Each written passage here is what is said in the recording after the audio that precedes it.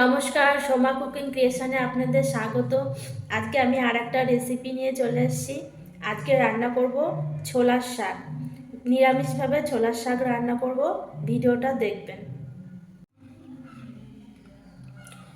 ছোলার শাকটা আমি এভাবে ঝিরিঝিরি করে ভালো করে কেটে নিয়েছি। আর এখানে আলু, বেগুন আর শিম ছোট ছোট করে টুকরো করে কেটে নিয়েছি। এবার রান্নাটা করব, চলুন। কড়াইতে আমি সর্ষের তেল দিয়েছি, তেলটা গরম হয়ে গেছে। আমি এবার বড়িগুলো ভেজে নেব।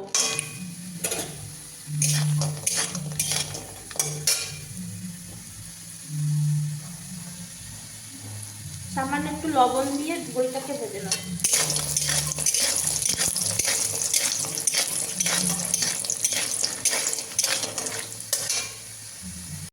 বড়িটা ভাজা হয়ে গেছে, তুলে নেব।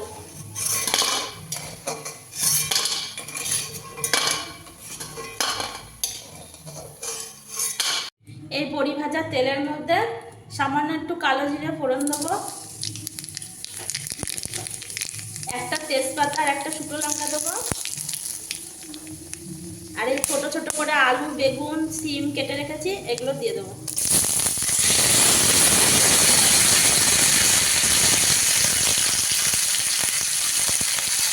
লবণ দেবো, হলুদ দেবো। লাল লাল করে ভেজে নেবো। এই আলু, শিম, বেগুনটা ভেজে নেবো।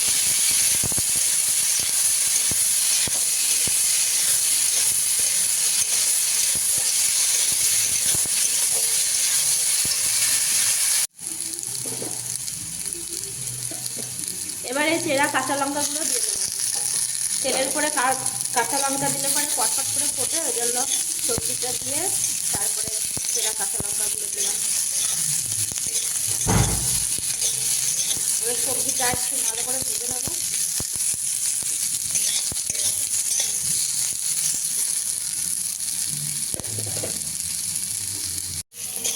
ভাজা হয়ে গেছে সবজিগুলো, এবার শাকটা দিয়ে দেবো, ছোলার শাকটা দিয়ে দেবো। শাকটা যত ঝিরিঝিরি কাটা হবে, শাকটা খেতেও সুন্দর হবে, কাটার মধ্যে সব কিছু।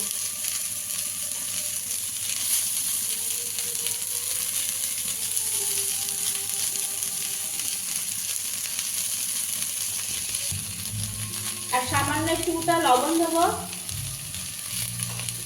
আর এবার এই বড়িগুলো দিয়ে দেবো, ভাজা বড়ি। ভালো করে শাকটা নাড়াচাড়া করবো।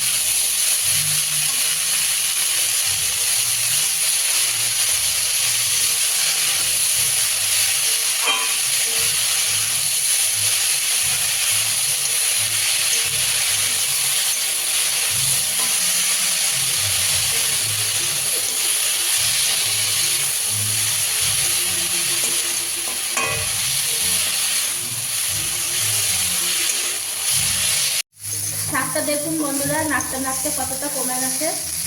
আর এইভাবেই ঢাকা দিয়ে দেবো, ঢাকা দিয়ে আর অল্প আঁচ দেবো, একদম মিডিয়াম আছে। বারবার ঢাকনাটা খুলে দেখবো আর নেড়ে দেবো। জল দিতে হবে না শাকে।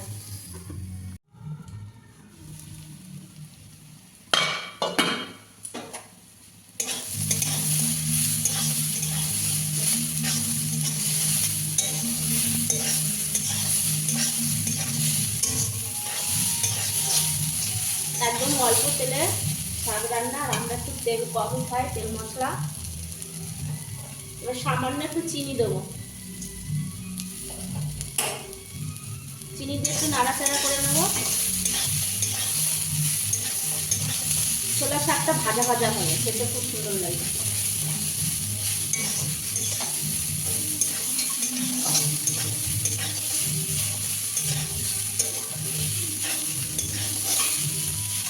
এবার সামান্য একটু ঘি দেবো, সামান্য একটু ঘি দিয়ে নামিয়ে নেবো।